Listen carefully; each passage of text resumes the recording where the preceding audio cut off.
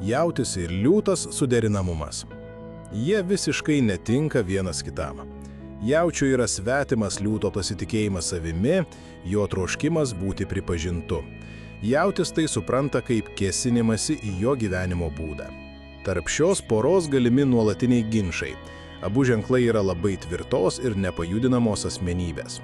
Konfliktams įsisenėjant liūtai agresyvėja, o jaučiai užsisklendžia savyje, tad kompromisų paieškos tampa beveik neįmanomomis. Liūtams natūralu užimti vadovaujančią poziciją miegamajame. Jaučiai gali suteikti liūtams reikalingą dėmesį, tačiau karts nuo karto jie norės to paties. Liūtams nesutikus suteikti jaučiams reikalingo dėmesio, ramūs jaučiai gali pradėti pykti, o tai papildomai skatina liūto konfliktišką būdą. Tvarkingus jaučius ilgainiui ima erzinti liūto nesugebėjimas planuoti ir vėliau atsakingai vykdyti savo planus.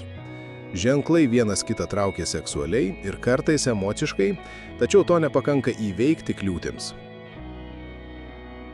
Tikiuosi, kad šis vaizdo įrašas suteikė jums naujų minčių ir padėjo geriau suprasti likimo ženklus. Jei jums patiko, prenumeruokite mūsų kanalą, kad nepraleistumėte būsimų vaizdo įrašų. Ir spustelėkite mygtuką patinka, jei norite mus palaikyti. Iki pasimatymo.